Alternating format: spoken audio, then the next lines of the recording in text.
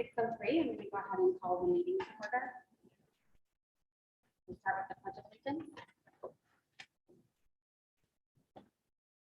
Pledge allegiance to the flag of the United States of America, the republic for which it stands, one nation, under God, indivisible, with liberty and justice for all.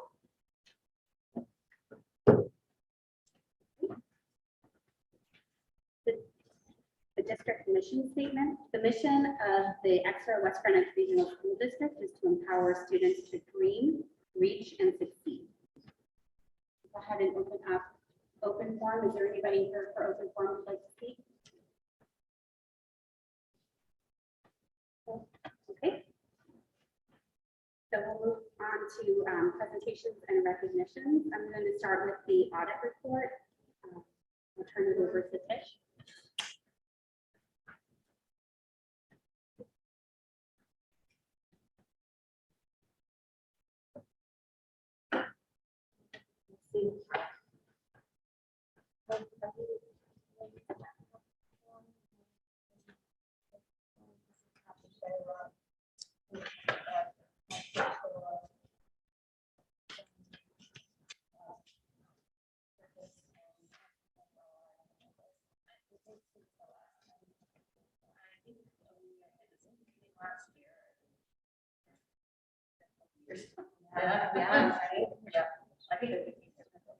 Do you mind moving closer to the microphone? It's actually.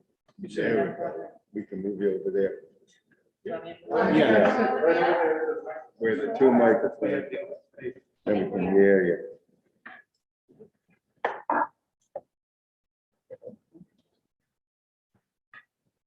Is that better? That's great. And then there's a green button that will turn on the microphone. Yeah, it's on. Perfect.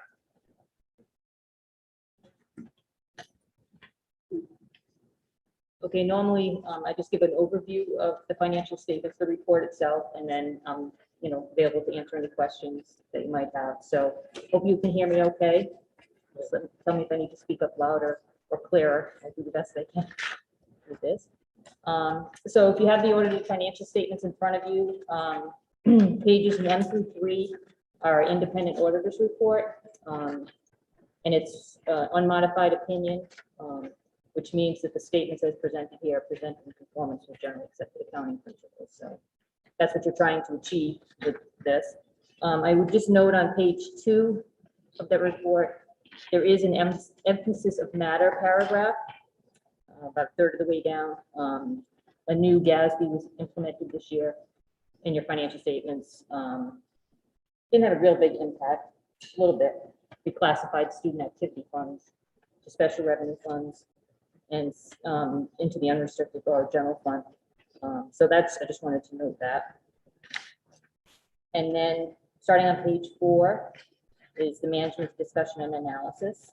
That's prepared by Tish. And the numbers here are all, reconciled to the audited financial statements. So that has some good highlighted, comparative information in those pages. And then starting on page 10 is your first financial statement. It's your statement of net position, this is the full accrual statement. Includes all your assets, all your long-term liabilities, your capital assets. So at the end of the year, at the bottom of page 10, the district's net position is a total deficit of 11.2 million. Now, again, this is full accrual. So it encompasses like all your long-term liabilities, the pensions, OPEB, and all your bonds. So this is like would be commercial accounting, so it includes all your accrual information. So that's pages 10 and 11. So you can see on page 10 that deficit is driven by, you go into non-current liabilities, your net pension liabilities, the state plan is 26 million. So that's what kind of drives that unrestricted deficit, that long-term liability. Starting on page 12 are your fund statements, which this is more, on a day-to-day basis. These are the statements and how the books are kept on a daily basis. So you can see the general fund as of June 30th, 21 ended with a total fund balance at the bottom of the page of 2.9 million. And of that, the unassigned amount is approximately 2 million.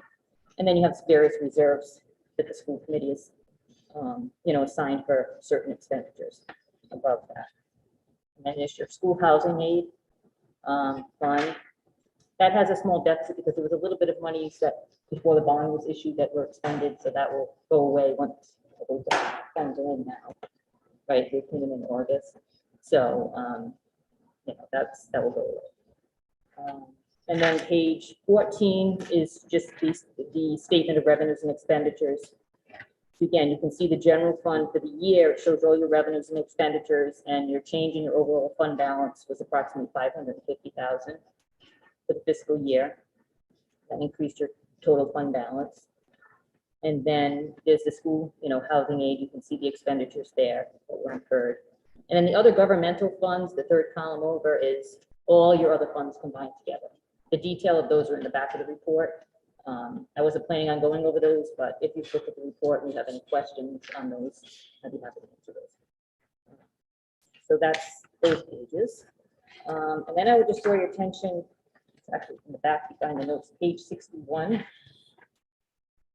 Your budget comparison schedules. This is considered required supplemental. That's why it's behind the notes to the financial statement. So you can see from a budgetary standpoint where you came in. Revenues, you were favorable about 29,000, and expenditures, you were favorable about 900,000. Got a transfer to capital funds. So again, the overall budgetary surplus was the 545,000 for the year.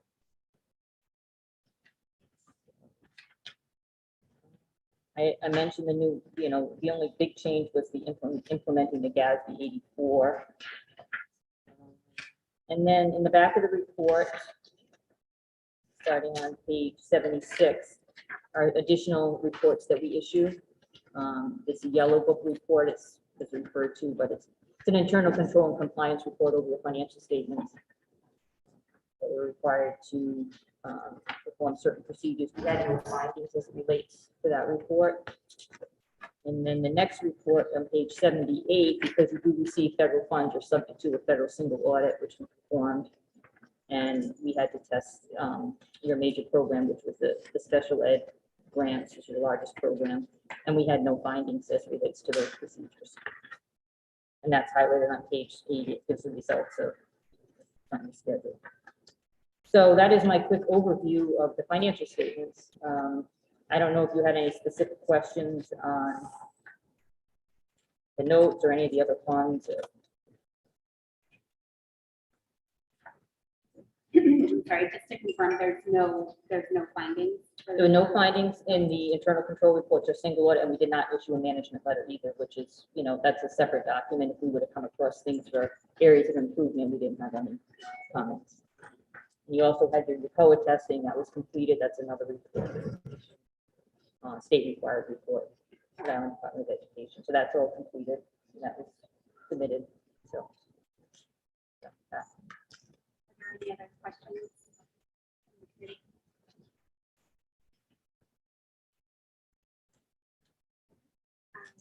I'll entertain a motion to approve the 2021 audit report as presented. So moved. Need a second? Second. All those in favor? Aye. Thank you very much. All right, thank you. Thank you.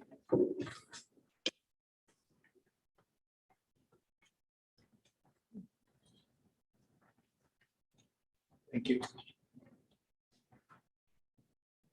Next up, we have a presentation on the Exeter West Greenwich Senior High School College and Career Pathways.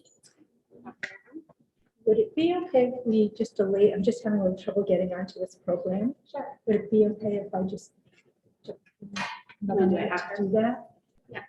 That's okay if we push that. Yeah. Thank you Just so let us know when much. you're ready. Yeah, let us know. Thank you so much. We'll go ahead and move on to routine items, starting with the consent agenda. Anybody want anything? Nicole?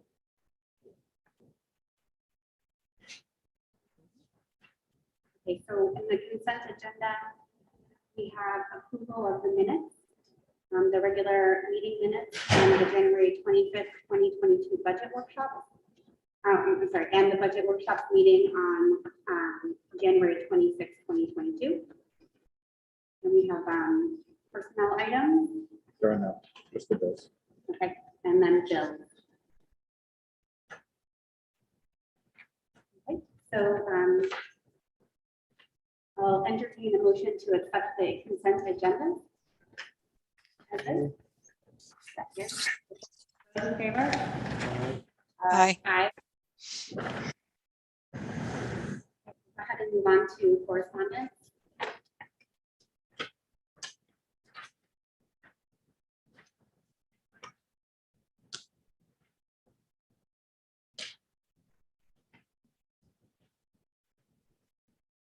Is there anything in correspondence to discuss?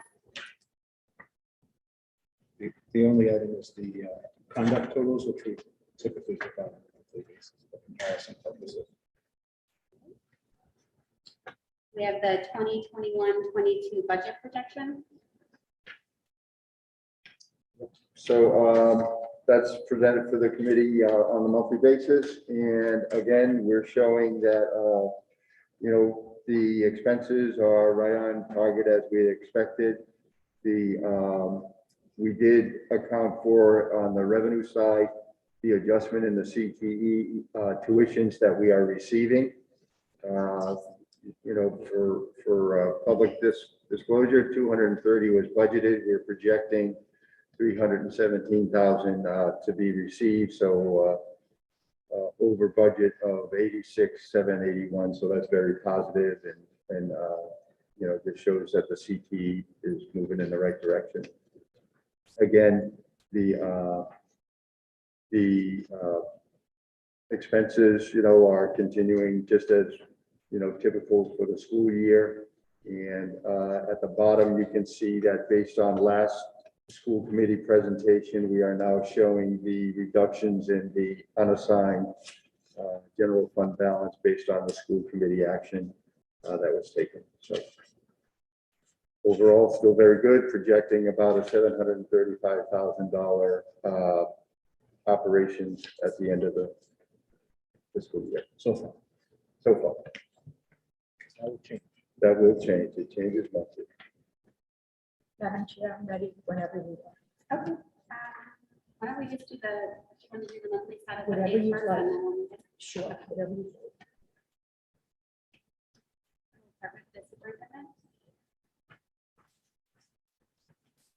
Vice Chair Monroe, I have a question for Mr. Ross. Yes. Bob, I just want to make sure. So in your status report, you reflected out of district CTE and special services went up a bit. Is that reflected in that negative 144,860 or not? Correct. Okay, It is. thank you. That's exactly what you're seeing, Member Panday. Thank you. So I provided a lot of information about some updates around budgeting and some of the things that we're working on at the state level. But what I want to update you on at this point, because I included it in my status report, is the case count, positive cases, COVID. Obviously, these numbers change, because I'm using a spreadsheet that's shared across all of the nurses' offices and the administrators, so they put the cases in as they're confirmed. The cases since Christmas vacation, we had 34 cases during the week of December 23rd through January 2nd, and that is during the vacation period. As I have previously reported, we anticipate that there were more, but that's the number that were reported to us. The week that we returned, from January 3rd to the 9th, we went up to 78 cases. January 10th to the 16th, we were at 67 cases, back up to 78 during the week of the 17th through the 23rd. And then we're starting to see the decline, which is very consistent with what we're seeing at the state level as well.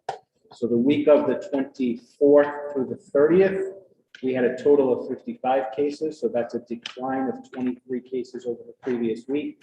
And then the week of the 31st through the 6th, we have 17 cases reported. Now that number may still go up because we might still get a few notifications that come in a little bit later.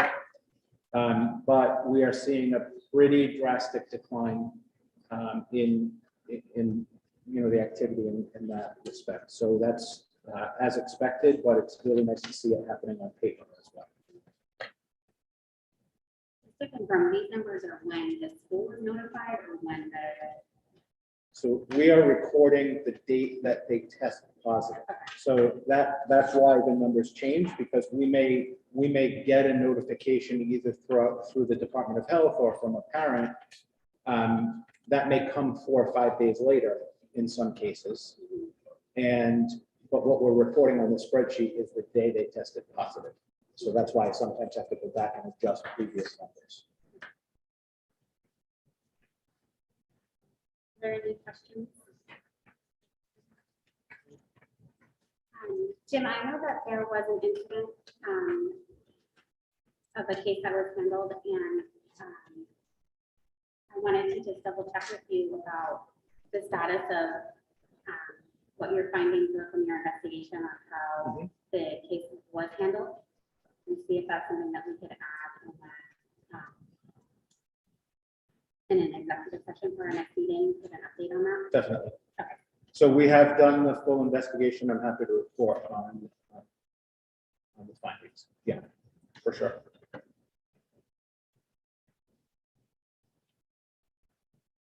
Our next status update is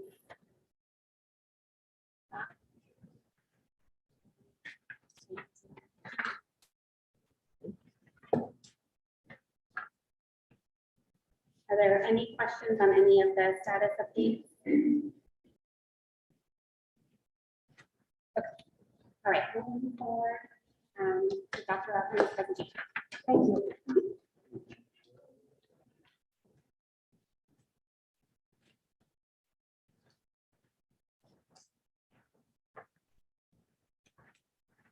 Where is that? Right at the top. Oh, there we go. Zoom share. Hello, everyone. I don't know if you've all met our student support specialist at the high school. This is Stacy Haynes Main. She is an administrator at the high school. And Stacy and I work very, very closely on our CTE programming and all that involves. And so we're thrilled tonight that you were interested in learning more about our CTE program. And we're here to tell you everything we know. Right, Stacy? Okay. Yeah. Did you want to? No, you introduced me, so. Okay. All right.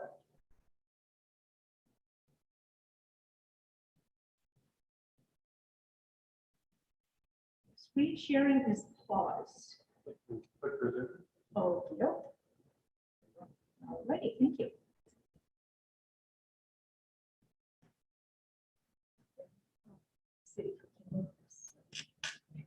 I would just move the entire. While Marie's doing that, just to give you a little history of formally approved career and technical programs here. Our first program that was approved just before the start of the 2018-2019 school year, and it was our agricultural science program. There was no time for recruitment because school was starting, and I was hired at that same time, although we did manage to bring in one applicant from out of district at that time, who's now a senior and will be our first official graduate of a program. The following year, we did get 2 other programs approved for the 2019-2020 school year. Those were our visual arts and our information technology specialist computer science program. And then in 2021, because of COVID, we were not allowed to put forward any applications. And initially, we were not going to be able to put any applications forward, but Marie and I have been fighting. We are allowed to put applications forward. The application period opened last Wednesday and runs until March 2nd. So we do plan to hear about the presentation or play in more programs. That's because we suggested to extend the deadline since the deadline was during school vacation.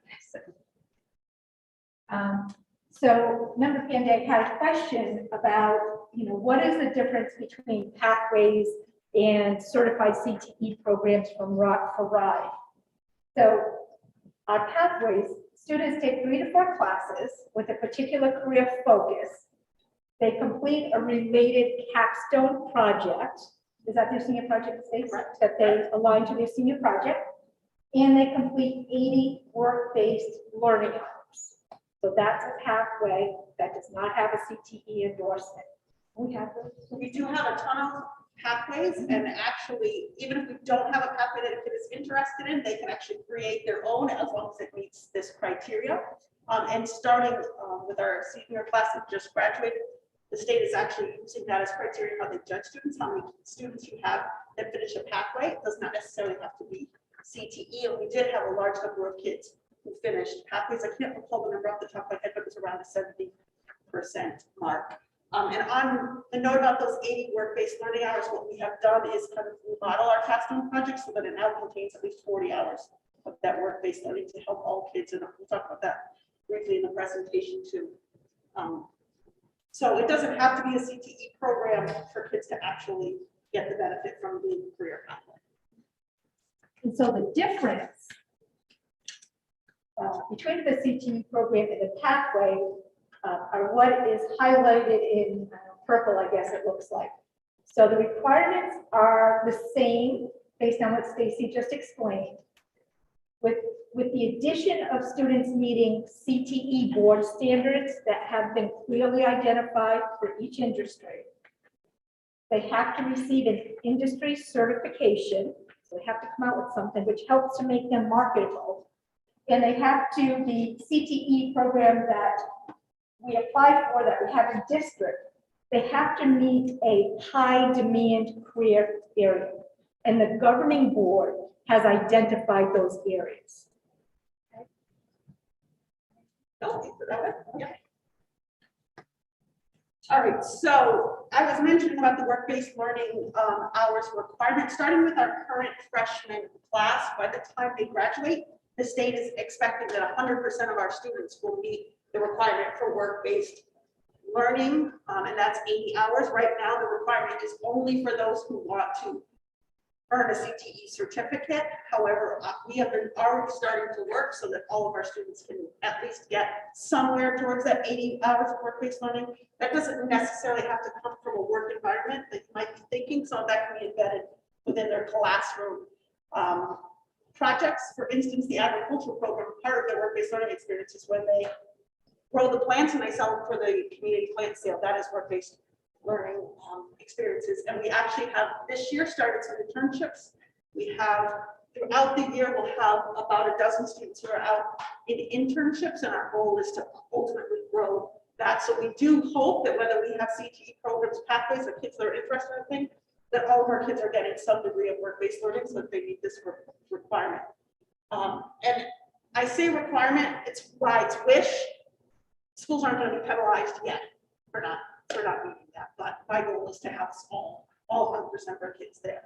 So, and as part of that, to help steer the work-based learning hours, CTE programs do have to have advisory boards that have members of industry that come in and kind of help guide us in that. And to date, both our computer program and our agricultural program do have those advisory boards, and our visual arts program is in the process of putting theirs together. They do have some industry partners, they just haven't formalized it as an advisory board.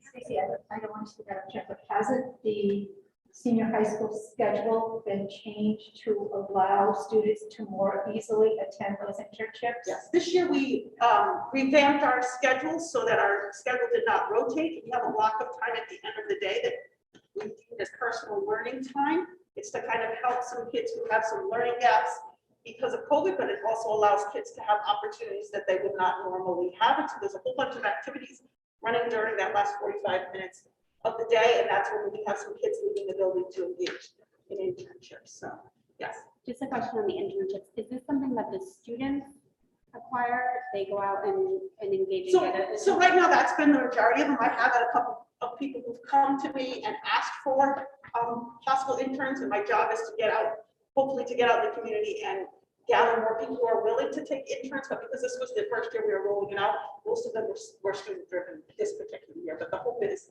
that in the future, any kid who wants one will be able to find something for them.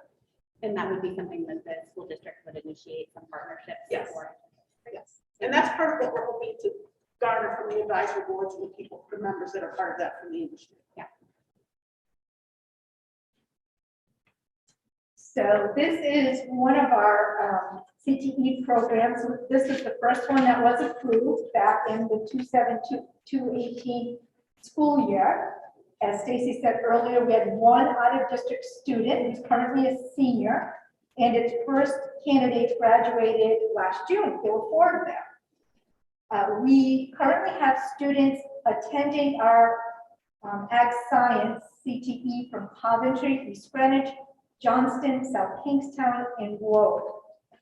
And students have to provide their own transportation, is that right, Stacy?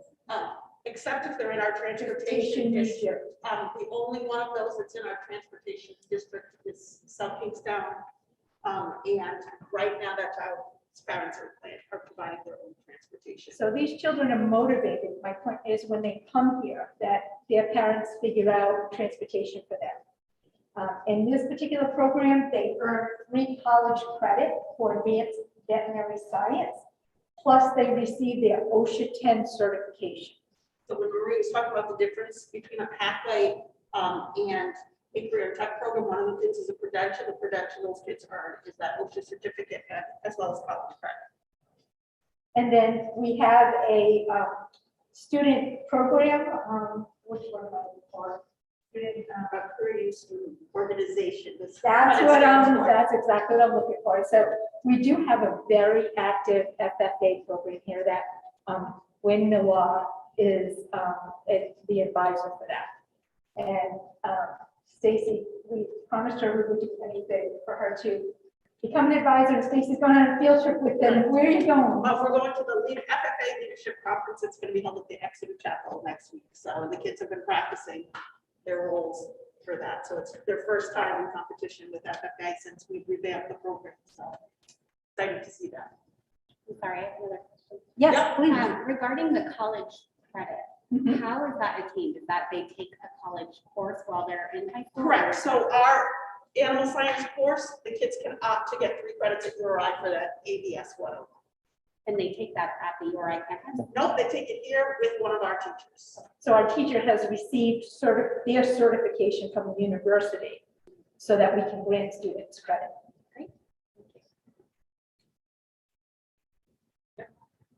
And so right now, officially in our program, we have 25 students enrolled, and you can see the breakdown. The interesting thing is, as the kids go on, we do tend to get more interest once they've been here a couple of years, because initially, as I said, that first year, we only had 1 senior in the program. We now have 3. We have 3 out-of-district applications so far for this upcoming year. We tend to get about 50% of our out-of-district applications who actually come here. Some of the hangups are transportation, as Marie mentioned. So if there's ever any money to help us transport these kids, that's probably what I would pitch you up. As you can see, the breakdown of the number of kids that are currently out of district for our agricultural program.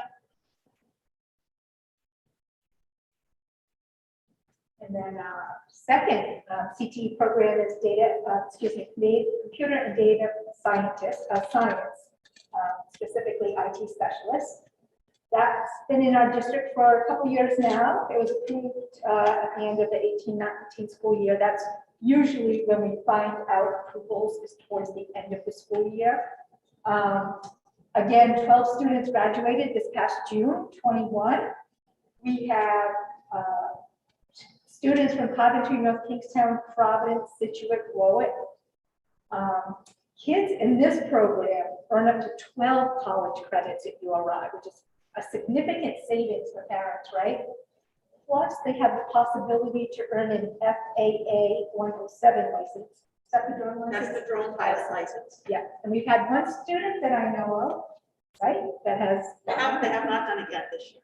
It was from last year. Right. A+ certification for SolidWorks. And this CTE program also has a student youth organization, Technology Student Association. So they do competitions and such. And I want to point out that out of district also includes the applications that we have coming in for right now. So we do not currently have a Providence student, but we do have a Providence application looking at our program.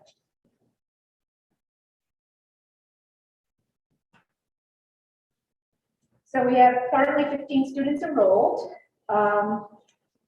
And in addition to these 15, we have 14 additional students in the pathway. Correct. So can you Yeah. speak to So that? our computer and data science IT specialist has a CTE pathway, but then it has some offshoots based on kids' interests. So there's like a graphic design communication computer pathway as opposed to strictly the IT specialist pathway. And so that's where the 14 additional kids come. The computer program does shoot out a lot of kids in their pathway. In fact, that's why the numbers kind of go for freshmen, because there are kids who've expressed an interest in computers. They just haven't decided which direction they're going to go. So generally, as you can see, that freshman number will jump. Last year we did graduate 12 seniors. We have 14 seniors set to go for next year. So we are fortunate and that we're not run typically like a career and technical center. So kids can decide along the way, oh, I took this course, and I do want to be part of the program. And so we do try to pull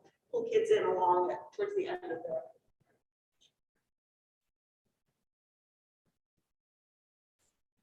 Sure. And so our final program is the Visual Arts Multimedia Artist, was approved at the end of the 2018-2019 school year.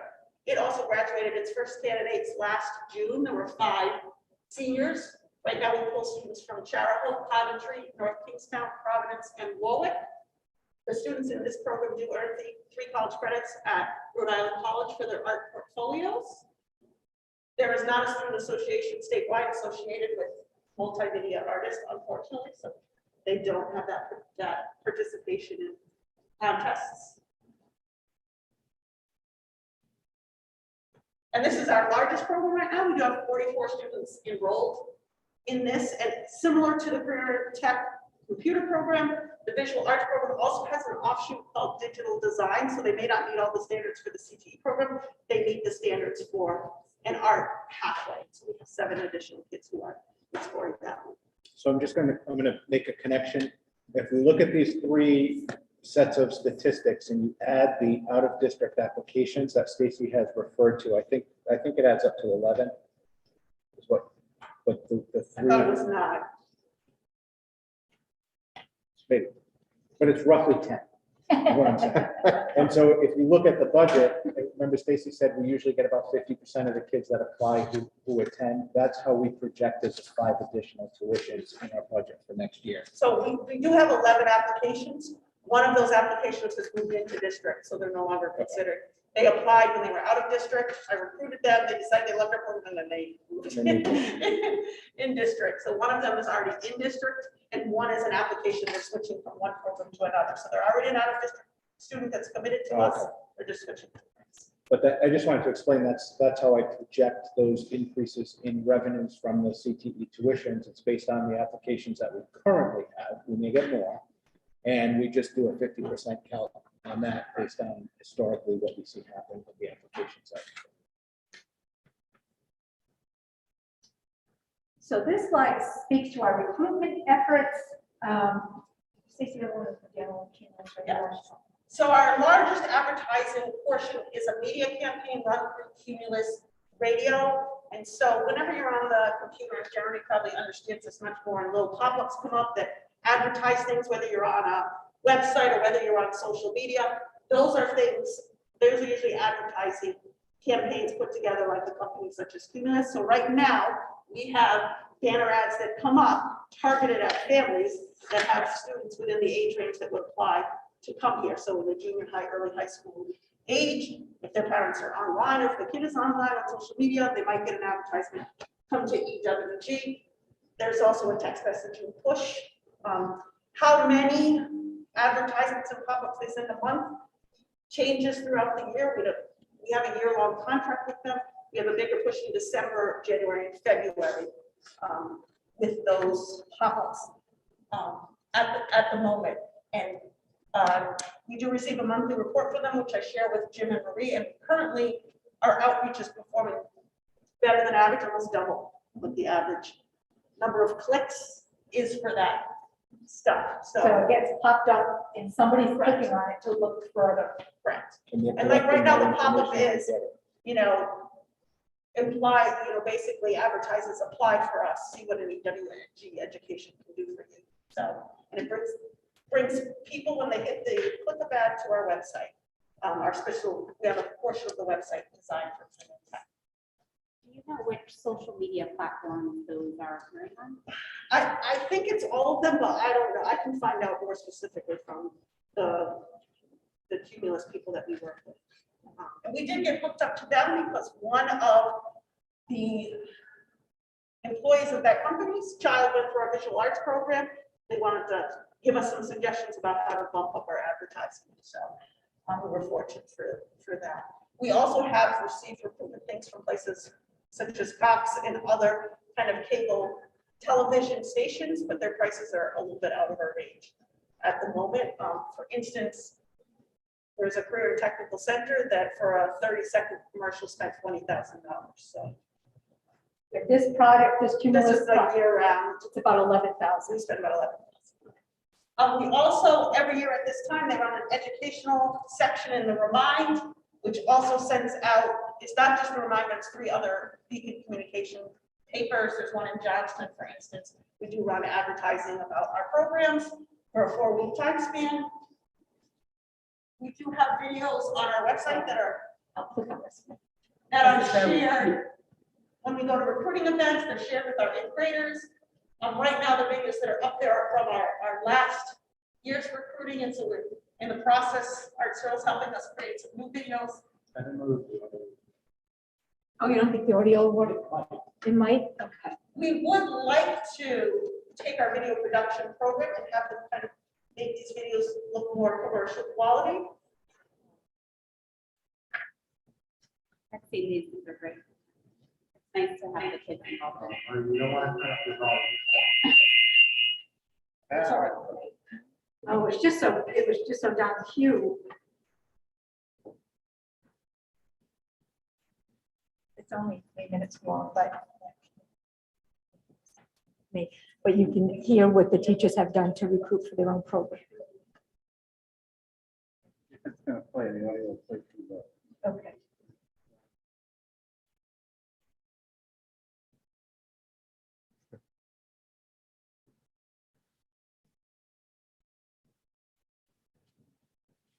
It doesn't.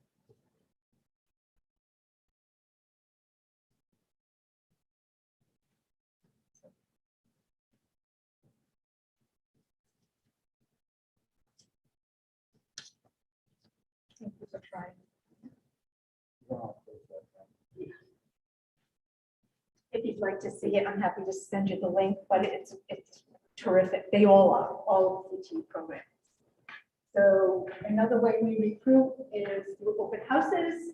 Yeah, so we've attended the open house at the Compass School. They end at 8th grade, and so we take a little team there and advertise ourselves. We also work with Junior Achievement, which is an 8th grade career fair. It draws students from all over the state, so we set up booths there. Unfortunately, it's been virtual. It's going to be virtual again this year as opposed to in person. And we've also had our own open house here in December for our students. And then obviously we do try to hit up our own junior high students. We've been sending them emails and videos, inviting them to our open house. We do give them tours of our school, and they do get a presentation from us.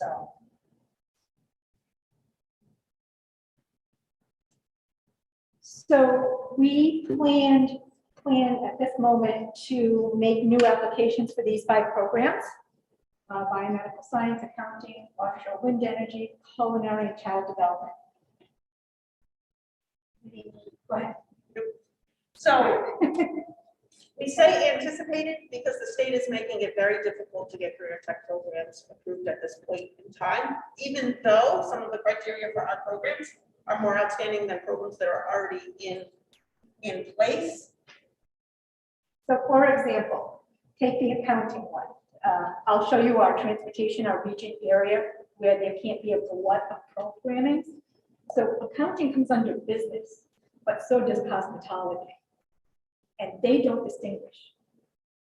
So RIDE, this time out, it's new. They have submitted a rubric that must be completed, self-assessment, before any programs are uploaded. The 28, you can get up to 28 points. What they say is if you have less than 20 points on the self-assessment, the chances of you getting approved are none. But the program, but the rubric is designed so it makes it very hard for approval, especially for districts like us who are new, we're fairly new to the CTE world. So tomorrow, Stacy and I, no, Thursday, Stacy and I have a meeting with the director at RIDE who oversees CTE programming, and we plan to talk to him about what we feel is an injustice. The application has also been extended to about 80 questions. I think last time we looked at it was about 20. The board that oversees career and tech in the state is planning to audit a lot of programs, and some will probably get shut down, but at this point in time that hasn't happened. As Marie said, our accounting program, which is a true accounting program, is competing, has to say that yes, we have programs that supposedly get an accounting certificate, and they're actually cosmetology programs. And that came about because cosmetology is not a high demand, high wage thing, and so they had to lump them somewhere. Long story. And offshore wind energy, which does not have any programs in the state right now, North Kingstown and us and Pawtucket all have plans to put one in place. Our teachers actually help write the curriculum for this program. The state doesn't have any standards for it. It's actually one of the most high demand, high wage growing areas in the state. The state doesn't have any standards for it. So without having standards for it, technically we're not supposed to get CTE approval. So that's another meeting that Maria and I have scheduled on Friday. We applied to speak at open forum to the CTE board members, and just please, please get this committee, this advisory board up and going so we can have standards. So what they've told us in the meantime is we can put this, how cosmetology is under business, we can put offshore wind into engineering or some maritime program. There are several of them. So we're going to apply and try to retrofit it into the appropriate area. So not for lack of trying, we certainly will try to get 5 programs approved, but it is going to be a mountain to climb. We're good though with that. Fighting is good fight. So these are the CTE programs in our neighboring districts.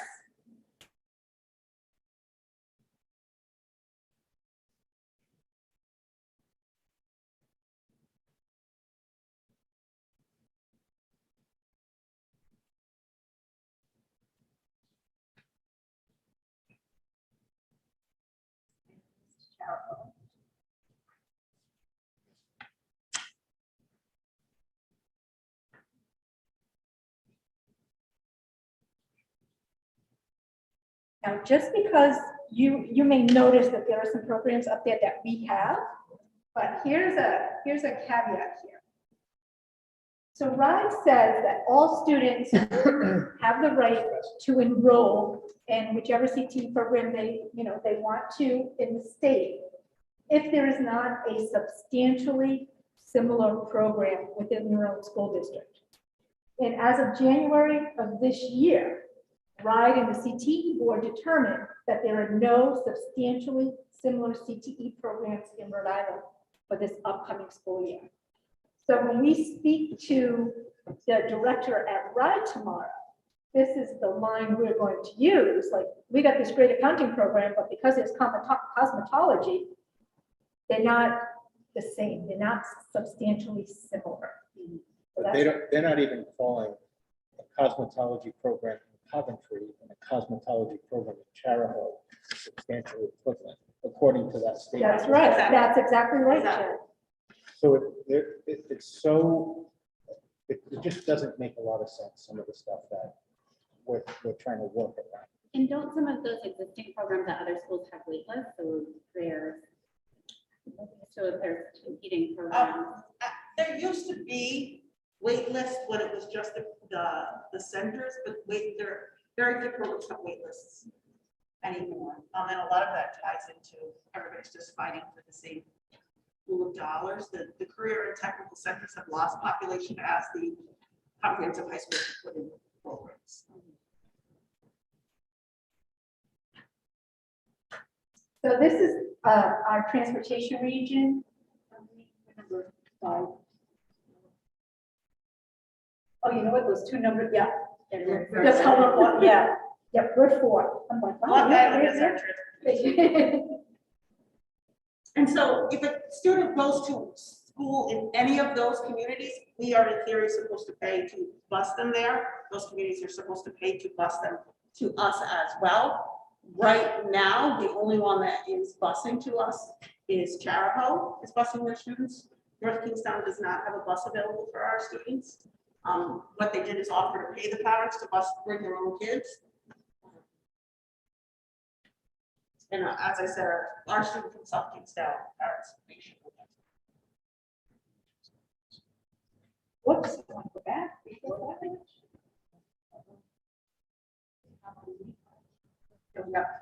So our funding comes from 3 sources, actually.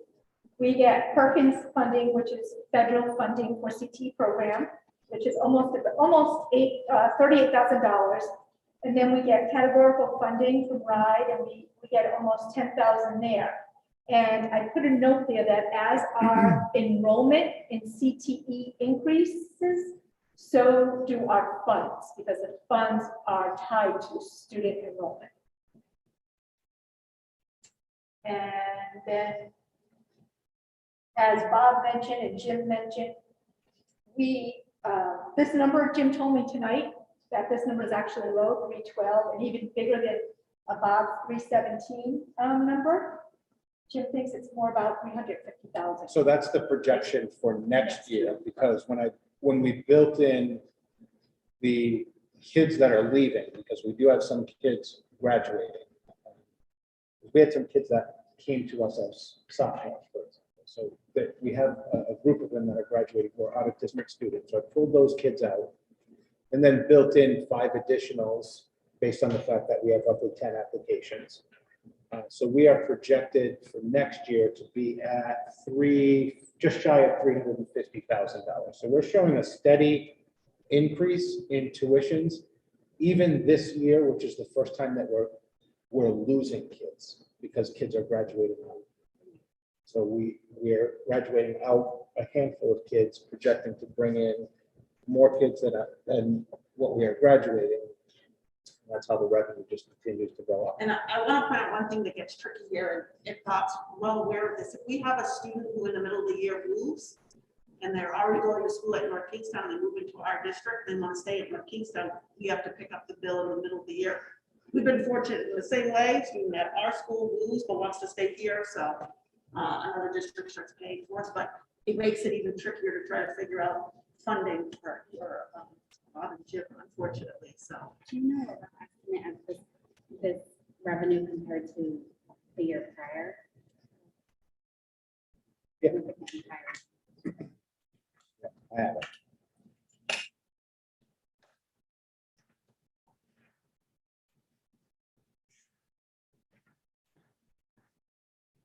Well, I have to pull it up, which I can do right now. I think it also shows all districts are not created equal. You can see the different tuition based on the residency of where the students come from. So it's not simply divide by 20 and come up with a, so you see Situate student 17, West Warwick student 15. The formula is a little better though, because Yeah, it used to be just to kind of weighted. smooth it a little Yeah, it bit. used to be weighted if somebody was a special education student. So the prior budget amount was $230,571. That was the prior amount. And I could go back, I just didn't bring those documents with me. I mean, we started with the tuition of like 15,000 was our first revenue. That was year 1. That was 4 years ago. So it has steadily climbed. But the years that I have are 230, 317, and now we're projecting 349, 377. So And the other thing, hopefully, that is going down at the same time as the number is the tuition that we're paying out. Yeah, that's the other thing is cost avoidance. So we often don't talk about that, but when we offer programs here, we are capturing kids that might otherwise be applying to go somewhere, which would be a tuition payment on our part. So we tend to focus on the revenue, but there's also cost avoidance that is hard to factor in as well. And it's fantastic opportunities for kids to explore careers and college early. Definitely. For more expense. Oh, sorry. No, we're finished. Looking back at the marketing, I noticed like on our Facebook page and things like that, there's an opportunity for us to be maybe sharing some of the videos and things like that from the YouTube channel. I wonder if that's something that we can explore. So this is actually the first year that I asked for a teacher to take on the responsibility of our social media coordinator. Previous to this year, there really wasn't much of a social media presence for our school. And so this is actually the first year that we're getting some out there. So I will gladly make that suggestion to our. I wonder too if some of the associations, because I know our students have won awards recently, and I know I don't know if it's related directly to the CTE arts programs, but I know within the arts field and then the wind turbine, I don't know if that has a relationship to the CTE, but I think drawing those parallels so that parents can see it's not just an opportunity, it's a well-designed, successful program. Member Kennedy. Hi, yep. Thank you, Marie and Stacy. First of all, excellent presentation, covered a lot. I have a few things. I waited till the end to ask all my questions. So the first one was on pathways, and it may be a question for Jim. So pathways I know are LEA specific, but can students in other districts attend our school with tuition because of a pathway? So the only kids that we pay tuition for or that we receive tuition from other districts for are CTE board approved programs. Okay. Okay, good. And then let's see. So as far as the internships, I guess on the websites. So I know Stacy said she's going to be looking for companies to do internships for our children and have more offerings. In the videos or someplace on the website, can we, once we start accumulating internships or children who found their own internships, can we list the companies? That's always a good marketing strategy, is listing where the children did internships.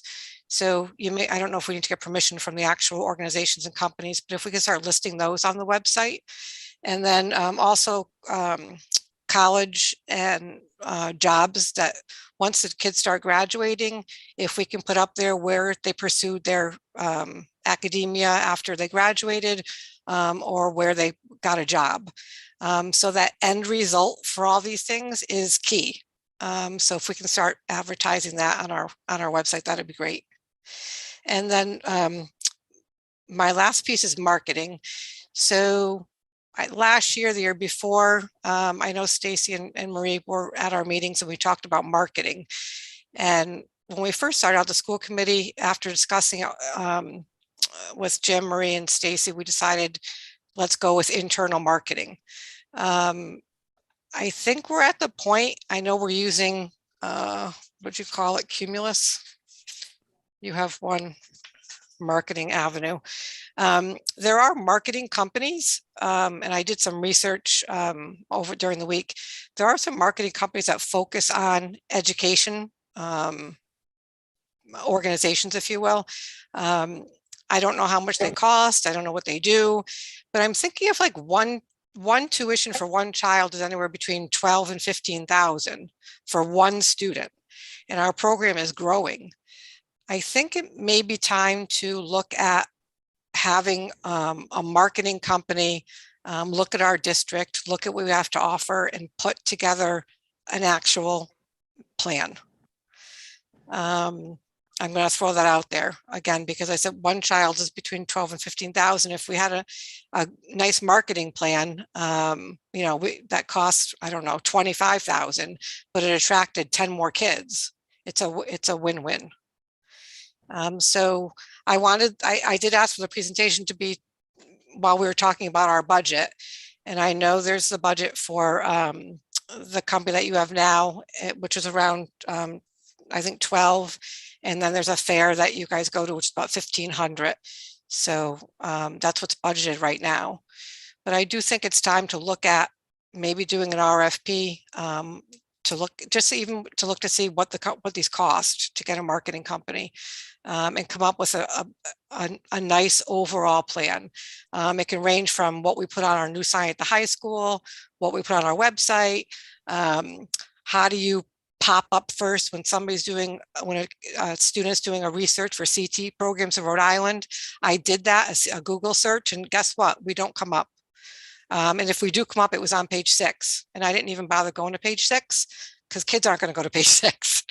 You know, a Google search, how far you come up. Then our website, obviously expanding that. I mean, the great job on the videos that are there, but I think a lot more can be done. And kids need quick hits. They need quick things to look at, and they need things that are attractive. And I guess that's why I was looking at internship advertising, where the kids are going, and career jobs afterwards, after they graduate from our program, things like that. So I do think it's time to look at if we can do an RFP for a marketing company. There's, just so you know, there's 226 CT programs in the state, and there's 42 LEAs and career tech high schools and CTE centers. So that's a lot of competition. And, you know, we don't want to turn our school into a business. It's an educational facility, but you know what? This part of it is a business. That's where I'm at with marketing. I think that'll do it for me. I actually think it's not a bad thought to see what these different companies could offer. But we don't know what the total expense would be. I certainly think putting an RFP out, getting some information from different companies that might respond to the RFP would give us a sense of what the cost would be. I project that we won't have that information until after the budget is like fully adopted. But we do have some flexibility with unassigned funds, and we could bring it back to the committee to assign for the purpose of us experimenting with this kind of an expense, which has real purpose. And then if it's something that is effective, we could then look to build it into following year budget, right? It's not something that we should be funding every year out of some other unassigned balance, but we are in a good, favorable spot where we could afford to do something like that if it's the will of the committee. I'm certainly open to it. I think it's a great idea.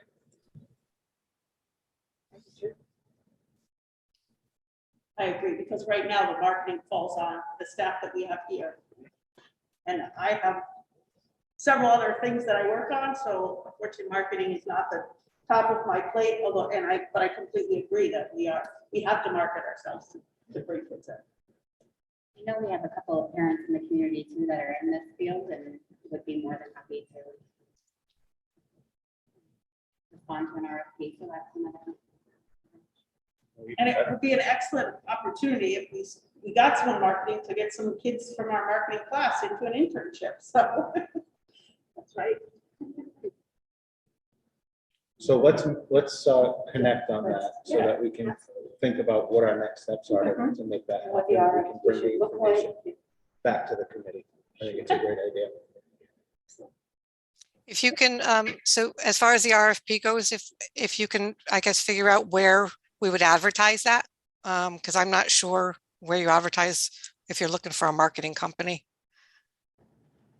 Yeah, we could definitely find out what would be, much like with the lawyer with the legal services, find the right trade magazines and the right venues to attract the right responses. Yep, thank you. Thank you. Yeah, they might. Thank you.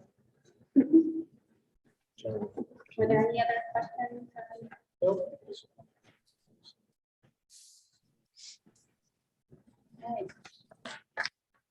We'll go ahead and move on to new business.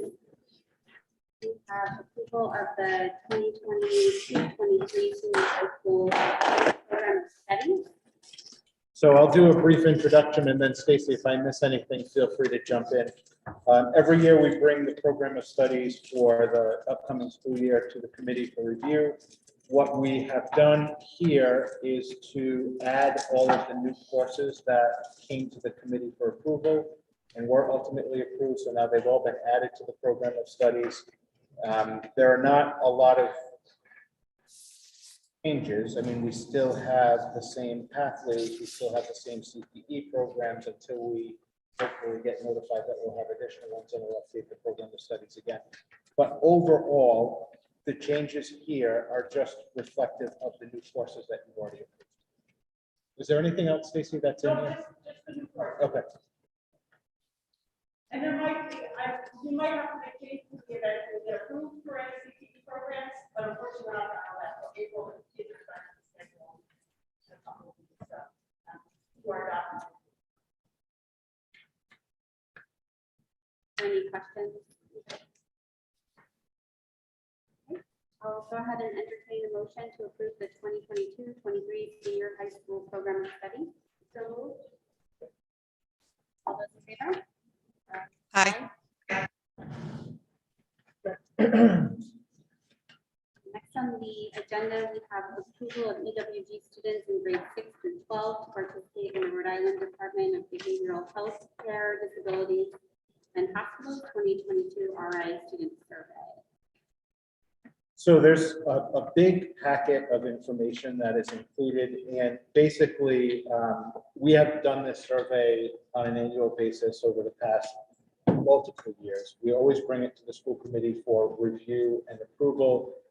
We've always gotten approval, but there are some questions that people ask about. So they have started to share with us confidential copies of the survey itself, the kinds of things that they're asking about. It's really about mental health and having actual data for the state and having actual data for our schools so that we can get a sense of where the need is and we can get a sense of whether our response to the needs that we are aware of in the moment are the right interventions for kids. So it's been a really helpful data source. But we do have a policy in the district that we don't do surveys for students until the school committee has a chance to see what it's all about, what the purpose is. I think they've done a really good job of explaining themselves. There's a lot of documents. We had all of them copied so that we could read through it in case there are questions. And again, you see that they're all listed as confidential, but we do have permission to share with the school committee as a voting body to authorize us to actually administer the survey. And then with your approval, I would sign it and we'll bring it to Diane to sign as the chair. And then we have to submit that to the state before they authorize these surveys to be done. So I'll leave it at that. And if there's any questions or things that I can answer, I'll try my best. The survey is optional. You can opt in or not. Yeah, I read that, but they, kids who say that they don't want to do it, they don't do it. Most of our kids are completely fine. Are there any questions?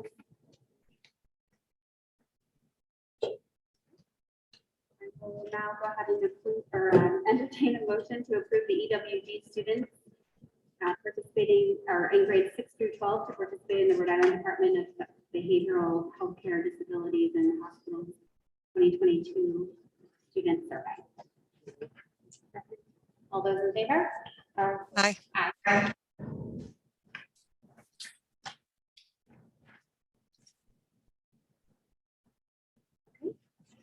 Now we have unfinished business, the 2022-23 budget update.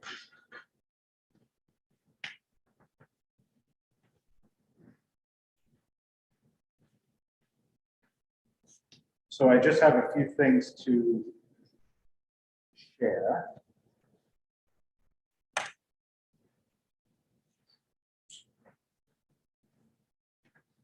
Can you see this, buddy? I can.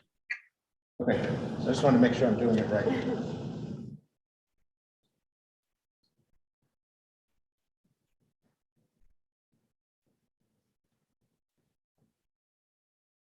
Jeremy, how do I expand this again? So it's a little bit bigger.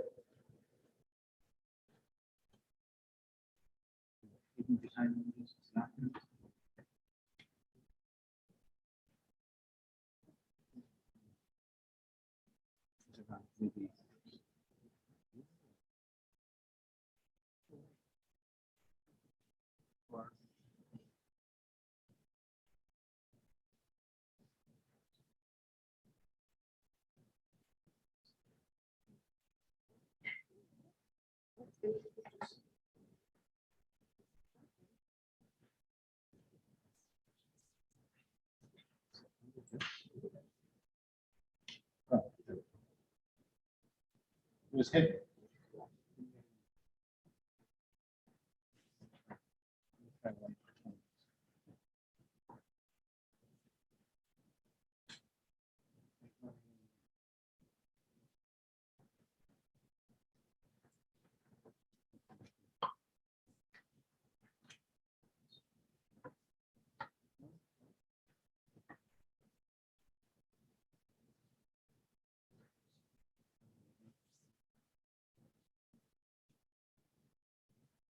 Bear with us.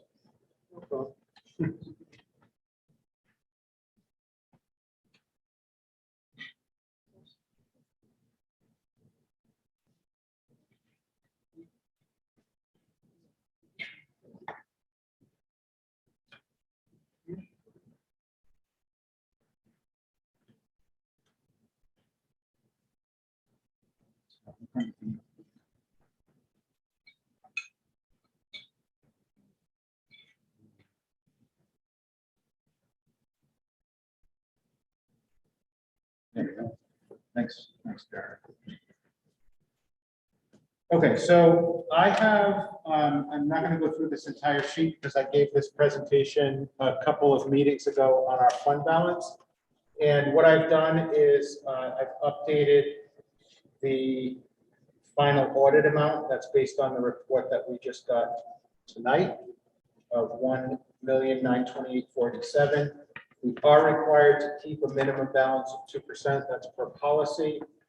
So that's that number that matches with Bob's report that he does on a monthly basis as well.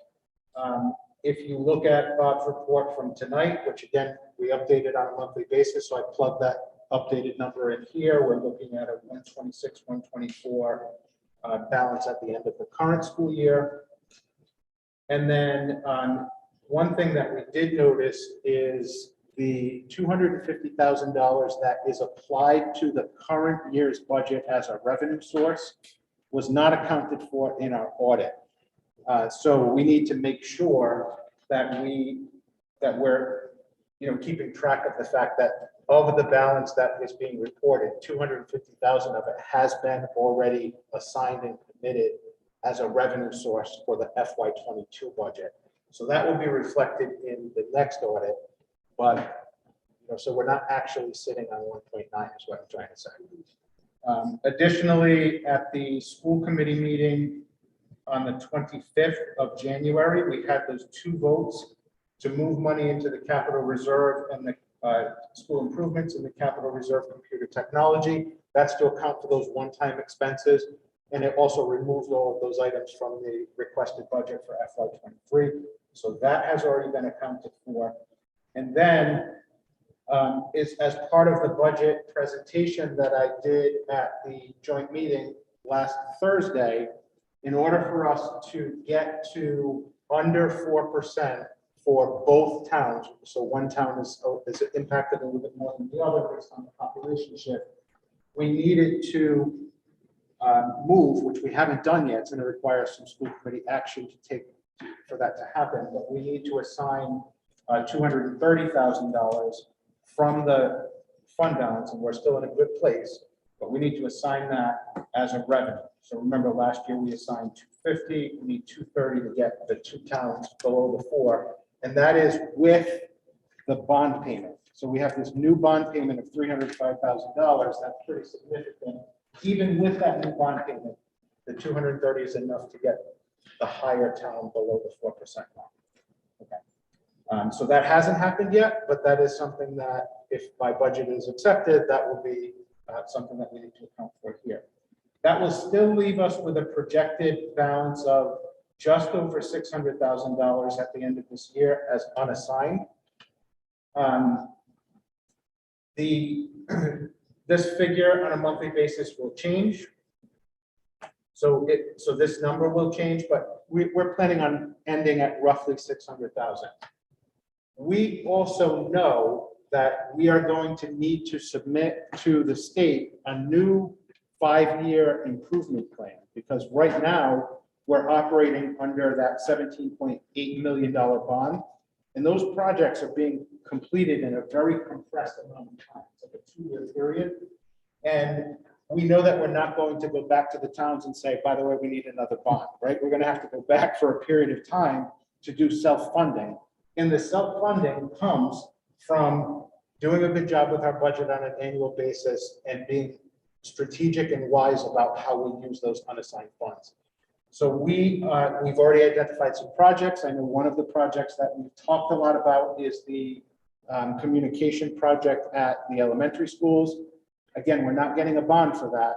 So we're still in a good place where once we know what the balance is in that account, because we're still waiting for some actual deposits, reimbursements from what we paid out, that we will be able to, at a future date, move some of this money into that account. So we have our starting point for the next set of projects to start tackling things that we've talked about, like the communication system. So that's kind of where we sit on that. The other thing is the next item in the agenda for tonight is that vote on the other post-employment benefits, that account that we set up a couple of years back. And so at the end of this year, we started with $775,000 in the account.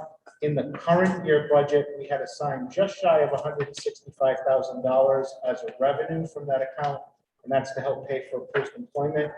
That was adopted by the school committee on February 23rd of 21. And then in tonight's meeting, as I've talked about in the past, we're looking for the vote for the withdrawal and then the assignment of 60% of those post-employment benefit costs. And that is built into my proposed budget as well. So that's where all that is. Okay, so that's that. And then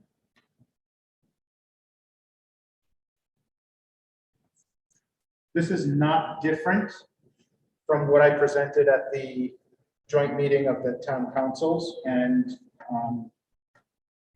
let me just expand this as well.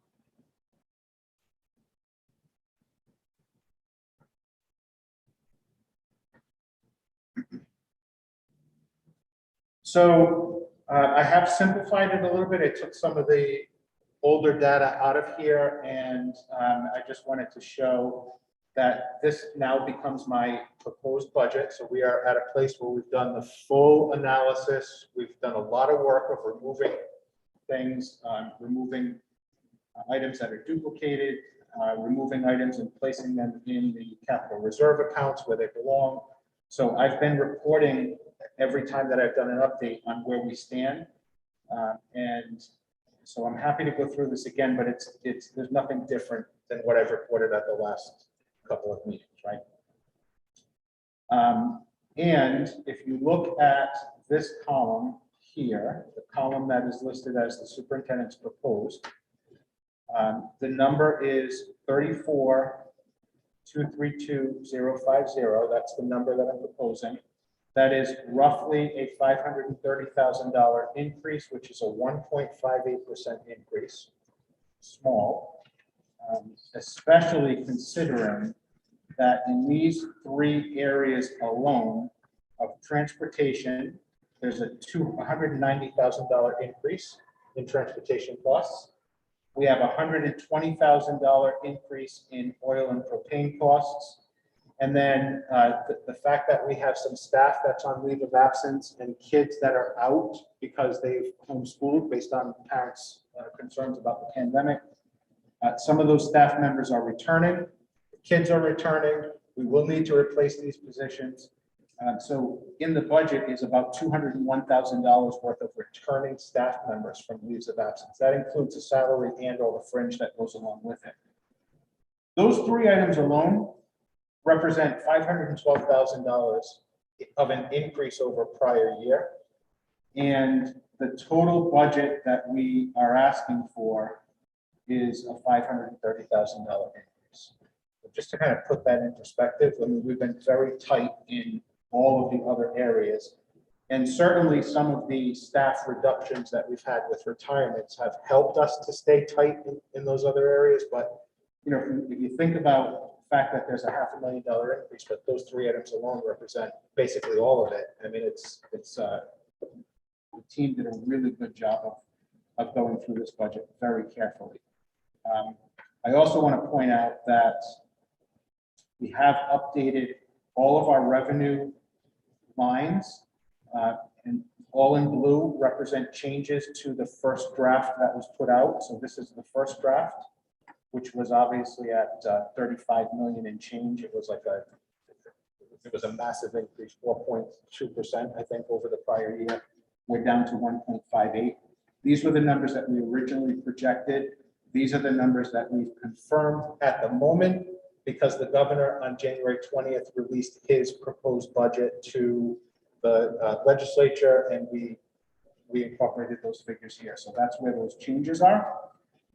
The 230,000 here, I just talked about in the fund balance conversation. So we would need that in order to get to the final place of getting it below 4% with the additional bond payment. So that will require a vote of the school committee.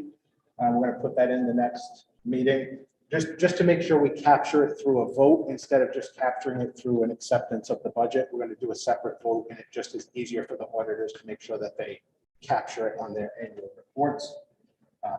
Our friend Tish told us to do that. Okay. This would be the OPEB assignment, which is in the packet for tonight. And so we talked about that, and I showed you that on the fund balance conversation as well. And I do want to point out that we are projecting an increase in miscellaneous revenue, and that is coming from a couple of different places. We are actually up on our collections for preschool tuitions, and we have several other revenues that come in, like a dividend from the WB account that we have, and there's several other lines where we might get reimbursements from various companies that we work with.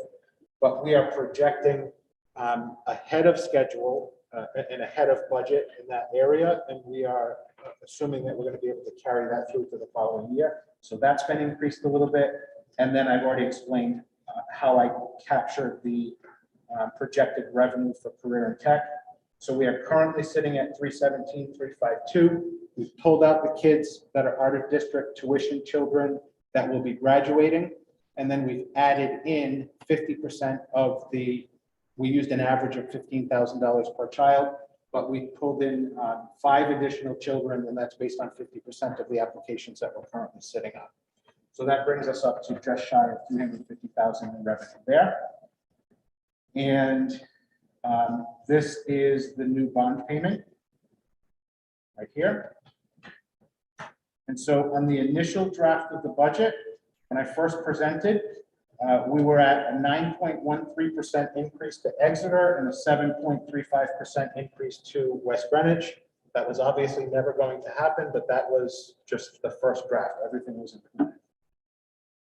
We are now at 3.99% for Exeter, 1.81% for West Greenwich, and that is inclusive of the new bond payment, which the voters have already voted on. And by law, that doesn't have to be part of our, we don't have to include that in our calculations to keep this to keep the request below 4% because it's totally separate. It's not an operating budget. But whenever we can, we do that anyway because it is impacting the taxpayers in our two towns. And I just want to show you a couple of things just for reference. So this light color here represents what would the impact have been if we did not have a new bond payment, right? So that $304,000 increase because of the new bond payment, if that didn't exist, we would be at 2.86% for Exeter and 0.7% for West Greenwich. And the other thing that I want to point out is if I change these numbers to 48.1, just going to do this down here.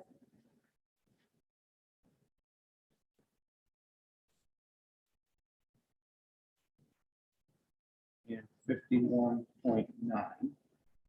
So let's assume that we had 0 shift in student population.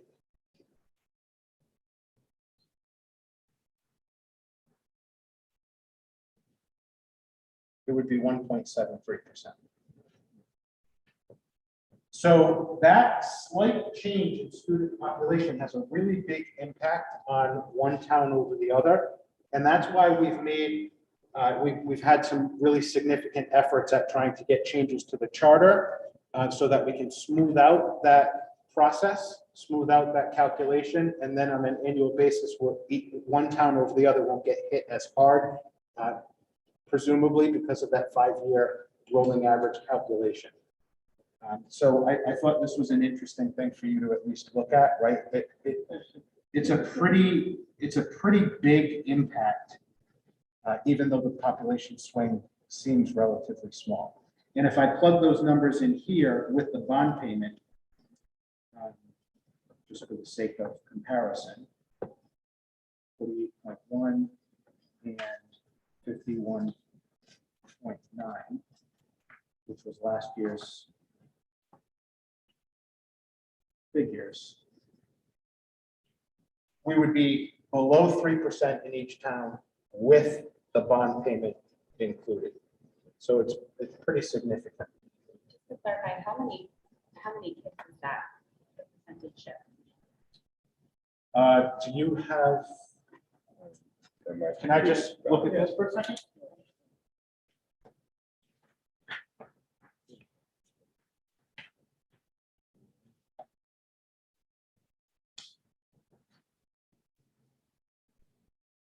Okay, so this is the historical population count that Bob puts in the packet each year. And so for 2020, those are the numbers that are used to do the 2021 budget that we're currently in, right?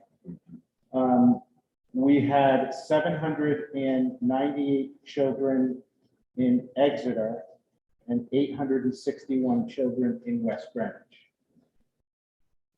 In 2021, we had 797 children in Exeter, right? So it's basically a difference of 1. But the West Greenwich population went down from 861 to 846. So it's roughly a 15 student change that had that impact on the budget. So when you're dealing with a budget, numbers like what we're dealing with, small percentages have large impacts on the dollar amount. So that's it. It's a 16 child swing. And it resulted in this. So I thought this was like an interesting way to look at, the impact of the population swing. So that is what was presented at the town council meeting. That's going to be my superintendent recommended.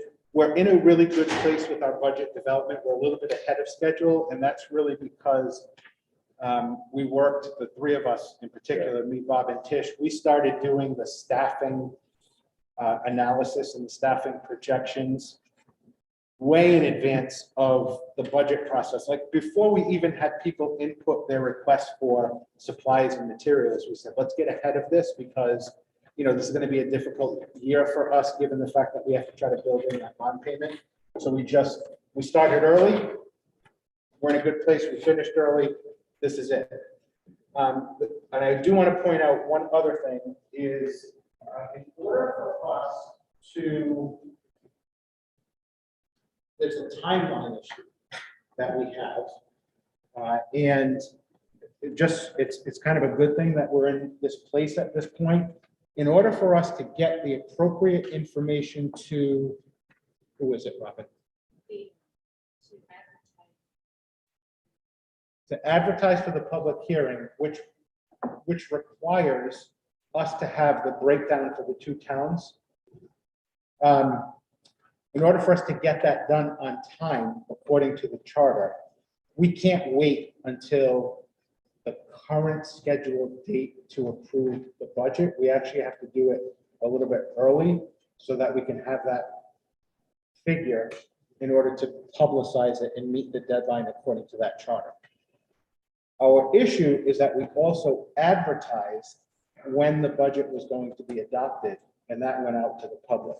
So what we decided to do is to basically put it on the agenda twice so that we could get some approval on the budget. Therefore, Robin can move ahead with getting the things that she needs to get done out.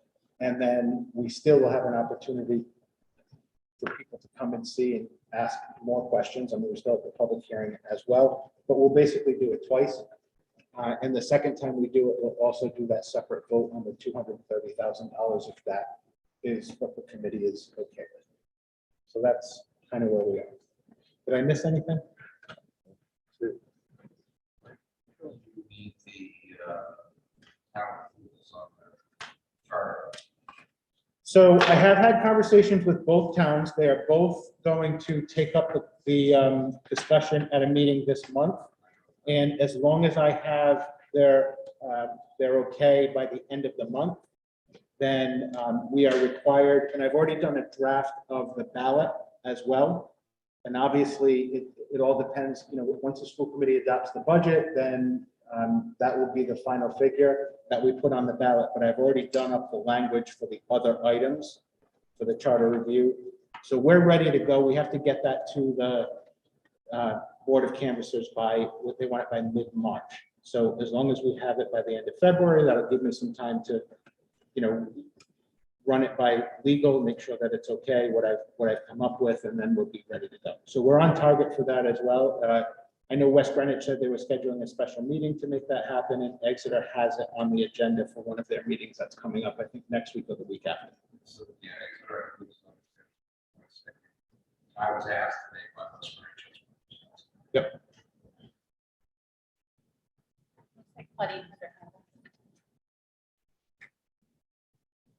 Thanks, Andrea. I know I brought this up before when we first started talking about the budget, were the items that the principals asked for. And there were the rugs at Wowaloom, the throw rugs for 5106. Is there still money in, I think we put money in the capital reserve improvement fund for some of those requests, the 150,000. And Jim, you said we'd take a look at that at the end of the budget, if there's still money there. I know some people are gonna think I'm crazy. I keep bringing up these rugs, but I can't help but think that Melissa's not going to ask for new throw rugs unless the ones that we have are are gross at this point. I've had the conversation with Melissa. She's aware that that is not completely off the table, even though that's an item that when we did the analysis, she said, we can wait on that and just cut it. But it, you know, if we don't buy them this year, it's going to be in next year's budget, right? It's not going away. But what I was thinking is we generally do one pass at moving money around into the different capital reserve accounts at this time. And then we do another pass later on in the school year, because there are other items that are going to come up as well. And these are things that she wants to do for the start of next year. So it is on the list, and typically we do it in January, February, and then we do it again in June. So it's on our list in June. I mean, we could do the vote now if you want to, and it's certainly fine. But we just may have to transfer a little bit more money into those accounts later in the school year, because we have to monitor what's happening with unanticipated expenses that we may have to dig into that money for. Okay, I'm thinking these rugs, I mean, they get used a lot. I mean, there's walking on them, the kids are sitting on them, there's things that are spilled on them, there's probably getting soiled. And I highly doubt we roll them up every year and send them out for a deep cleaning. So that, I'm just thinking of germs and the little kids are all sitting on them. So I'm fine to wait till June, but just know it's on my radar. And it's on mine too. I have a running list of things that I'm keeping track of, and I put that on there. It's really the only item that would be appropriate from the request for FY23 that have been pulled out because we captured the rest of them in our transfers that occurred already. The only reason this didn't show up on the first pass is because it was an item that Melissa said that she was willing to cut when we did our initial analysis. But I have it on my list. I'm not going to forget it. We are going to come back to the committee with our update in June. And at that point, that and probably a few other things as well, because things pop up. We'll talk to you guys about, we'll have another chance to vote, and we'll make sure we take care of it at that point. Okay, thanks.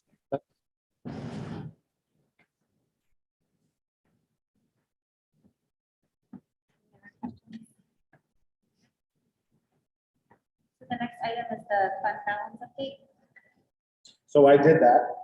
And so this is just the vote of the 400,000 and then using the, committing that to the OPEB reserve. And then when we do the budget, we'll do the vote on the budget, and then we'll do the vote on the assignment from the OPEB reserve to the revenue line, and we'll do the vote on the unassigned fund balance to the revenue line. So it'll be 3 separate votes. That way we can capture everything and it'll be clear for the auditor. That's kind of the thinking. Okay, so we're thinking we're not going to vote on this, right? No, this today. Okay. This is just Other the, items, okay. yeah, then, so we're adding money to the district OPEB reserve. And then when we adopt the budget, we're going to assign the money from the reserve to a revenue line in the budget. So it's like 2 moves that have to happen. This is the first of 2. Okay. So I will entertain the motion to authorize a withdrawal of $400,000 from the WB Health Reserve and commit those funds to the district OPEB reserve fund. All those in favor? Aye. Aye. You and Robin, when do we need the actual vote on the budget? Yeah. Okay, so that'll be we're going to have 3 votes at that, and it's going to be the vote on approving the budget, the vote on assigning the revenue from the OPEB reserve or assigning money from the OPEB reserve to the revenue line in the budget, and assigning the 230,000 from the fund balance to the revenue in the budget. So those will be the series of votes. That's on the 27th. Yep. The next item we have is the charter review committee update. Yeah, so that's, I reported on that as well. The 2 towns are scheduling their meetings. Now I've gotten really good feedback from the 2 towns. And I think even though if you read the way the charter is written, we could go right from school committee adoption to the ballot. But if we are going to, since we have the approval of everybody, and I'm going to talk about it at the public hearing that we have, it's nice for us to say, that we've been collaborating with the 2 towns, that we're all in agreement on this, that this is a positive thing for both towns, and here's the reasons why. So it's good for us to have their approval, before we move forward with these conversations. That's kind of what we're doing. I have to say the last meeting was very enjoyable to watch with the 2 towns here working alongside the school committee. How it should be. It's great that we had so much engagement. And 2021-22 return to school guidance update. Yep. So I did report earlier on the case numbers. I won't repeat that, but I'm just going to say a few things that are kind of happening. I'm sure you're all aware of this, but there's a lot of discussion right now about the mask mandate and the lifting of the governor's authority to extend that mask mandate beyond, at this point, it's March 4th. So there was an executive order that was signed, I want to say it was today. It's supposed to, right? Yeah, today, extending it to March 4th. And then we are pretty confident that after March 4th, there will no longer be an executive order for masks. And that decision is going to be left to individual districts. So people in the community are aware that that is happening. And I know that you all as members of the school committee, and I'm copied on them as well, we have started to receive emails where parents are expressing their support of not having masks. I am also getting emails from parents who are in support of quite the opposite. So there are people that are on both sides of this argument, and no matter what decision we make, there is impossible that every member of our community be 100% satisfied with the outcome of our discussions. I'm just kind of putting that out there. So there's two things that I want to report on. The first is, while we are hearing from a number of families about their desires moving forward, we have not, at least I don't know, I don't feel comfortable saying the majority of the community feels one way or the other. So I am going to put out a really short survey so that we can get information from as many people in the communities as possible around this issue and around their desires for us to consider as we move forward. Because I think the more data we have, the more informed we can be about our decisions going forward. So that's number one, and I'm going to send that out in my update that will be going out on Friday of this week.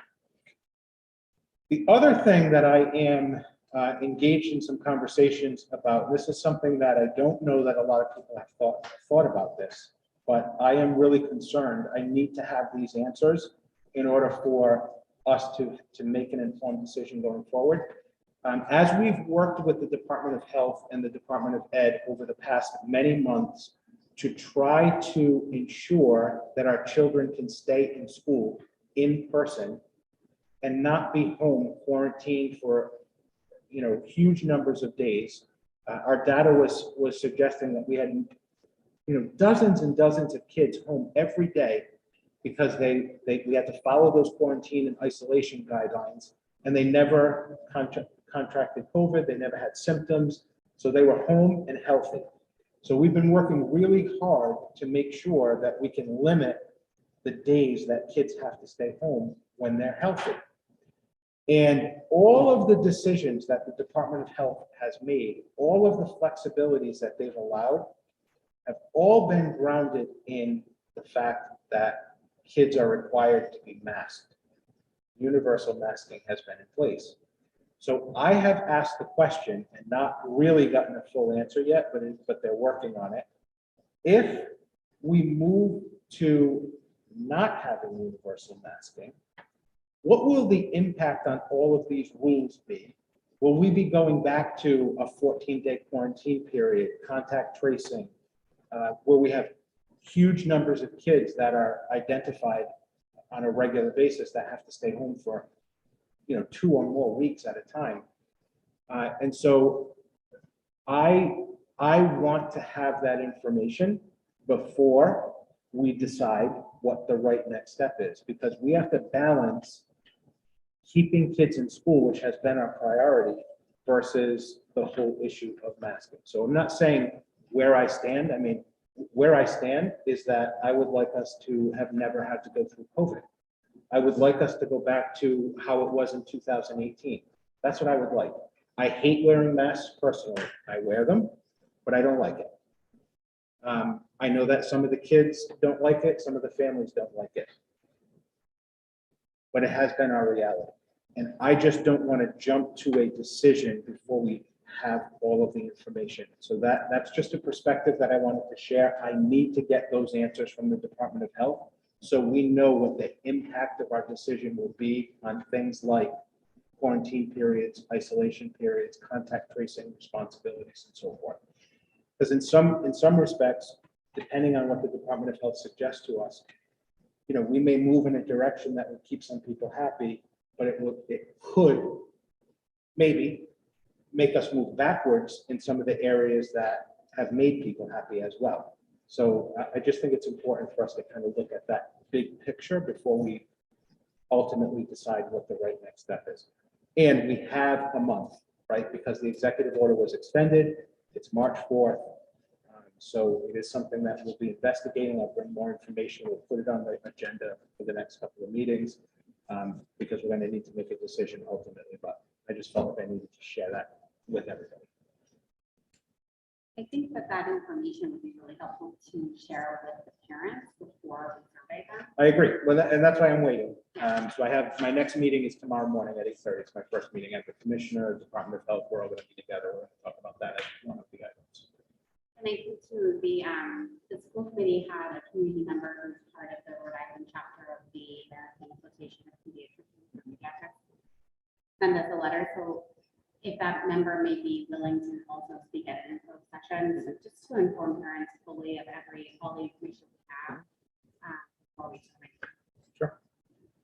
Any other questions? I see member Candy has her hand raised.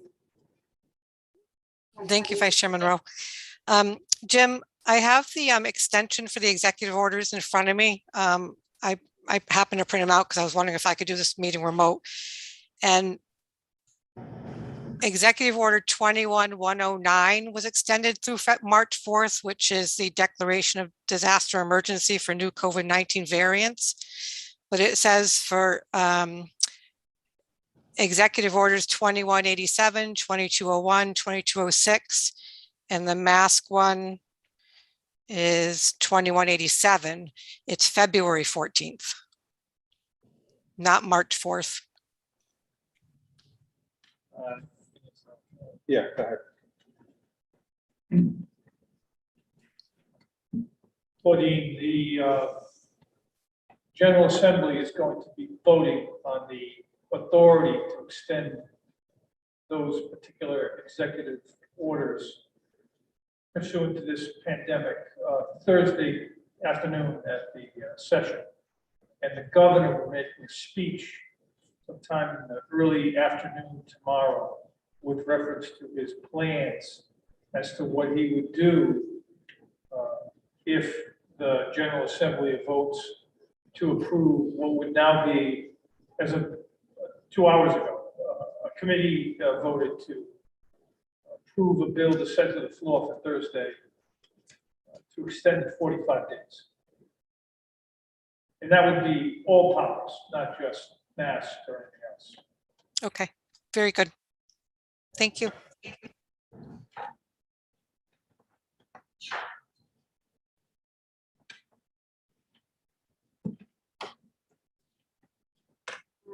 The next item we have is the capital project update on discussion. So the capital project update.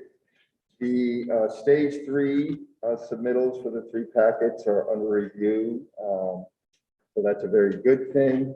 The next stage, once we have approval of those from RIDE, will be to begin to put together the bid packet to put those out to the street for bid, which puts us on target for the spring, but it also hinges on the turnaround time at RIDE. Second item is that the HVAC project is going along full steam ahead. Everything is going as planned and as expected. The commissioning agent is starting to get more engaged, and it's the function for testing as designed is going forward. Significant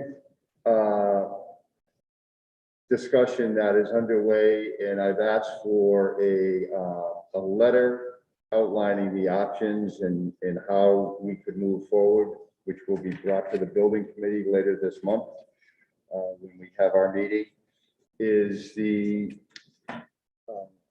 committee is familiar with there are new boilers for the hot water system for the domestic side of the school. So new boilers.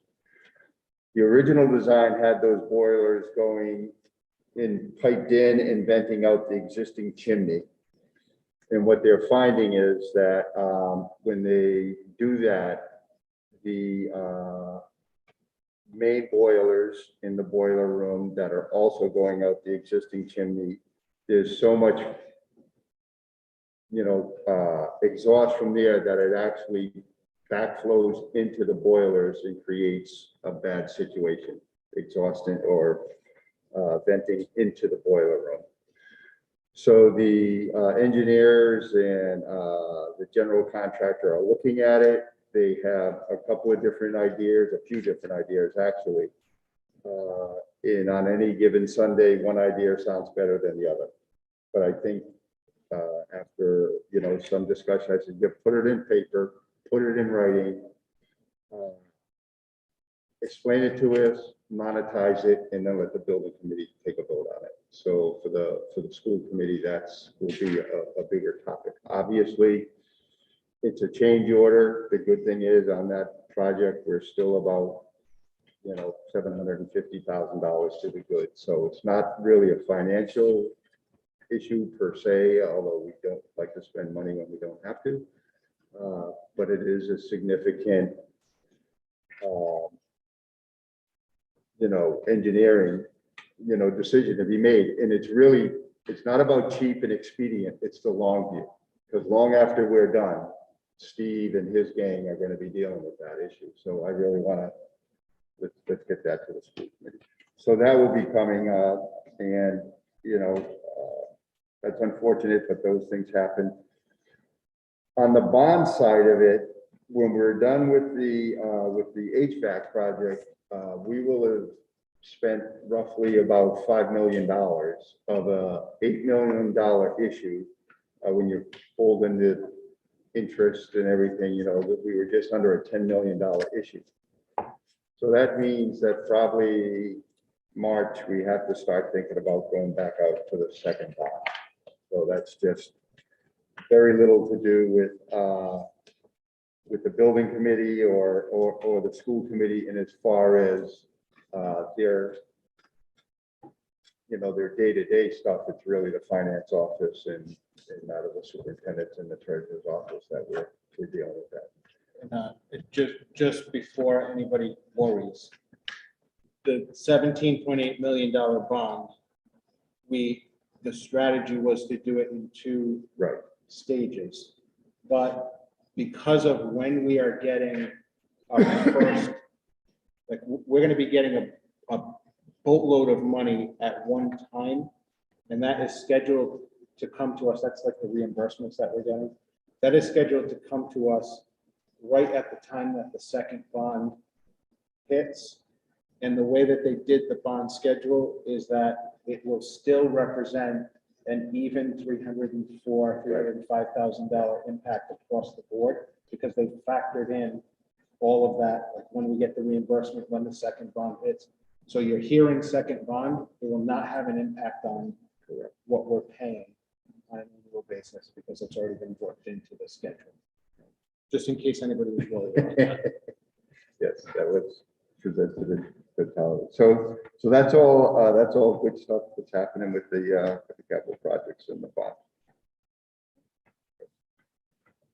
Any questions? So we have important dates and meetings. Tuesday, February 22nd, we have the school committee meeting for the budget adoption. And then Tuesday, March 1st, 2022, we have the budget workshop. Tuesday, March 8th, we have the school committee meeting to re-adopt the budget. Monday, March 21st, the public hearing at 7 p.m. Tuesday, March 22nd, the school committee meeting. April 11th, Monday, April 11th, the all-day referendum, and the special school committee meeting at 8:30 p.m. Tuesday, April 12th, school committee meeting, and Tuesday, April 26th. And just for the record, the March 1st budget workshop is optional.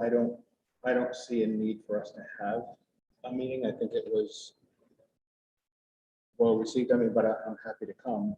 I don't know that I would have anything new to report out unless unless next school committee meeting goes in the direction that it's going. But We do not have an executive. no, we do. We do. No, we don't have, we haven't gotten an answer yet. Oh, I thought we did. Okay, so no, it's Not yet, Okay, not formal. okay. so I will go ahead and entertain a motion to adjourn. All those in favor? Aye. Thank you so much.